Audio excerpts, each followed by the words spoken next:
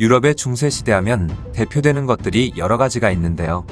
암흑의 시대라든지 마녀사냥, 십자군 전쟁, 흑사병 등 굉장히 큼지막한 사건들이 많았습니다. 그리고 중세시대 하면 또 빠지지 않는 것이 있죠. 그건 바로 고문기술입니다. 생각보다는 고문이 흔하게 일어나지는 않았지만 인륜이라든지 인권, 양심, 도덕심 등 또한 강한 시대가 아니었기 때문에 끔찍한 고문 기술과 기구가 굉장히 발달해 있었고, 심지어 고문 장면을 구경하며 재미있어하는 사람도 많았다고 하죠. 당시에는 입이 다물어지지 않을 정도로 어마어마한 고문 기술이나 이게 대체 어디서 뭐에 쓰는 건가 싶은 도구들이 굉장히 많았었는데요. 그야말로 중세시대는 고문의 황금시대였으며 상상하기도 싫은 잔인한 도구들이 즐비했죠. 오늘은 중세시대의 고문 기술과 기구들에 대해 이야기해볼까 합니다. 먼저 가장 유명한 도구 중 하나인 철의 처녀 아이언 메이든입니다. 워낙 유명해 다들 한 번쯤은 사진이나 그림으로 본 적이 있으실 텐데요. 이는 일명 피의 백작부인 바토리 에르제베트가 애용했다고 알려져 있죠. 이 기구는 철로 만든 관 안쪽에 수많은 못이 박혀 있는데 이곳에 사람을 넣고 뚜껑이 닫히면 수많은 강철못이 온몸을 찌르는 도구입니다. 아니면 심장 쪽에만 못이 박혀 있어 관 뚜껑이 덮이면 심장을 찔려 사망하도록 고안된 아이언 메이든도 있었죠. 아이언 메이든 안에 들어가게 된 범죄자 또는 희생자는 관 뚜껑이 덮이기 전에 지독한 공포를 느꼈고 없었던 일까지 모두 자백했다고 합니다. 신체관통이라는 고문은 말 그대로 날카로운 막대로 아래부터 위까지 몸을 꿰뚫어 걸어두는 형벌이었죠. 15세기 루마니아의 블라드 공작이 즐겨 사용하던 방법이라고 합니다. 날카로운 장대 끝부분에 사람을 앉히고 나서 그 장대를 들어올려 당하는 사람의 무게로 뚫었다고 하죠. 다음은 유다의자 또는 유다요람이라는 고문입니다. 앞서 말한 신체관통보다는 강도는 약했지만 이 역시 굉장히 끔찍했는데요. 피라미드 모양의 의자에 죄인의 항문을 맞춰 앉혀놓고 서서히 밧줄을 풀어 그대로 찔리게 만들었던 것이죠. 그러다 결국 찢기게 되는 것인데요. 당하는 사람이 수치스럽게 하기 위해 일부러 알몸으로 고문했으며 다리 위에 무거운 것을 올려놓아 고통을 가중시키기도 했습니다. 만약 살아남는다 하더라도 더러운 유다의자에 앉았었기 때문에 세균에 감염되어 살아남기 힘들었다고 하죠. 그리고 이런 도구도 있었습니다. 바로 고통의 의자라는 것인데요. 의자에는 엄청나게 많은 쇠못이 박혀 있어서 굳이 말을 안 해도 어떻게 사용되던 도구인지 알 수 있을 것 같죠. 게다가 해적이 나오는 영화나 중세시대 영화 같은 데에 잘 등장하던 도구도 있는데요. 일명 관고문이라고 하는 방법이었습니다. 사람의 인체 모양으로 만든 작은 철창 안에 죄인을 넣은 다음 나무 같은 곳에 걸어두었는데요. 이단이나 신성모독과 같은 범죄자들에게 행하던 방법이죠. 이를 어딘가 높은 곳에 걸어두면 사람들이 돌을 던지기도 하고 새나 동물들이 몸을 쪼아 먹기도 했으며 사망할 때까지 땡볕에 그대로 두기도 했습니다. 다음은 브레이킹 윌이라는 기구로 이 또한 중세시대를 대표하는 고문기구 중 하나이죠. 마차의 바퀴 같은 것에 사람의 팔다리를 묶은 뒤 망치 같은 걸로 내리쳐 뼈를 부숴버리는데 사용된 도구였습니다. 망치를 치면서 바퀴까지 서서히 돌게 했는데 그러면 죄인은 이중으로 고통을 겪게 되었죠. 그리고 난 뒤 바퀴를 긴 장대에 꽂아 세웠는데 그대로 계속 묶여 있어야 했기 때문에 나중에는 새들이나 짐승들이 인체를 갉아먹었다고 하죠.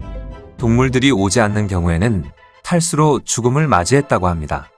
또한 흔하게 사용되던 도구는 바로 엄지분쇄기였는데요. 엄지분쇄기 또한 중세시대를 대표하는 고문도구였죠. 엄지손가락을 못이 박혀있는 도구 안쪽에 집어넣은 다음 손잡이를 돌려 손가락을 으깨는데 사용되었습니다. 다음은 죄인의 모든 관절을 탈구시키던 기구인 고문대인데요.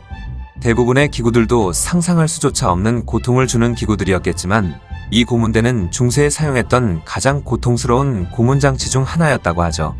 죄인의 팔다리를 묶은 뒤 나무틀 위아래에 팔다리를 묶은 밧줄을 걸고 난 다음 손잡이를 돌리게 되면 온몸이 당겨지게 되고 뼈들이 탈구가 되어 엄청난 고통을 안겨주었는데요. 이 상태에서 손잡이를 더 당기게 되면 팔다리와 몸이 분리가 되어버렸다고 합니다.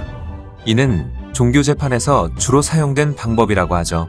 이단자의 포크라는 고문 또한 굉장히 고통스러운 방법이었는데요. 목을 최대로 치켜든 상태에서 턱과 가슴 사이에 쇠로 만든 날카로운 포크 형태의 도구를 벨트나 줄을 이용해 고정시켜 놓는 것입니다. 그러다 보니 죄인은 절대 고개를 숙일 수가 없었죠. 이는 죄인이 고문을 받지 않거나 매달려 있을 때 졸지 못하도록 하던 방법이었습니다. 다음은 우블리엣이라는 고문 방법으로 굉장히 좁은 구멍에 죄인을 집어넣는 방법이었는데, 그러다 보니 몸을 제대로 가눌 수조차 없기 때문에 불편한 자세로 장시간 있게 되다 보니 지독한 고통에 정신을 잃는 경우도 많았다고 하죠. 마치 일제시대에 있었던 고문 도구인 벽관과 비슷한 것 같기도 하네요. 거기다가 고통의 배라는 끔찍한 도구도 있었습니다. 이 도구에 당하는 사람들은 주로 거짓말이나 신성모독을 한 경우에 당했는데요. 유럽 배 모양의 이 도구를 죄인의 입이나 음구 또는 여성의 거기에 넣은 뒤 손잡이를 돌리면 4조각으로 쫙 벌어지게 되는데, 벌어지면 벌어질수록 턱 관절은 탈구되고 살이 찢어지기도 했던 무시무시한 도구였죠.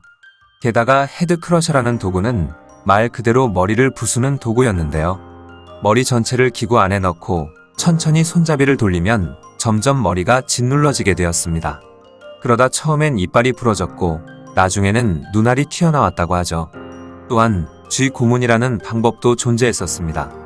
이 방법은 상상을 초월하는 끔찍한 방법이었는데요. 죄인을 평평한 곳에 눕힌 뒤 전신을 결박합니다. 그리고 나서 쥐를 배 위에 두고 도망가지 못하게 철창으로 막은 다음 철창을 뜨거운 불로 천천히 가열하죠. 그러면 나중에 쥐는 열기를 참지 못하고 탈출구를 찾게 되는데, 바로 죄인의 배를 물어뜯어 구멍을 내고 파내기 시작하는 것입니다. 그렇게 쥐는 계속 뱃속을 헤집고 들어가게 되고 상상을 초월하는 고통에 얼마 못 가 죄인은 사망하게 된다고 하죠. 그 외에도 신체 부위를 자른다거나 빛이 전혀 들어오지 않는 곳에 가둔다거나 끓는 물에 넣기, 장립 만들기 등 많은 방법이 있었으며, 사지찢기라는 고문은 조선시대에 있던 거열형과 같았습니다. 흔히들 아는 물고문이나 불고문 등을 제외했는데도 이렇게 많은 기술들이 나온 거 보면 진짜 중세시대에는 고문의 진심이 느껴질 정도네요. 중세시대 때는 마치 사람들을 괴롭히지 못해 안달난 사람들처럼 온갖 끔찍한 도구들을 만들어 사람들을 고문했으며, 실제로 죄를 지은 죄인들 외에도 아무 죄도 짓지 않았는데 마녀로 몰려 고문을 당하다 사망한 경우도 많았죠. 심지어 낮은 계층의 사람들의 목숨은 벌레 목숨보다 가벼웠고 사람 취급을 하지 않았던 걸 생각해보면 그들의 삶은 얼마나 끔찍했을까 상상이 되질 않네요. 그리고 어떻게 사람이 이렇게 잔인할 수 있을까 싶을 정도입니다.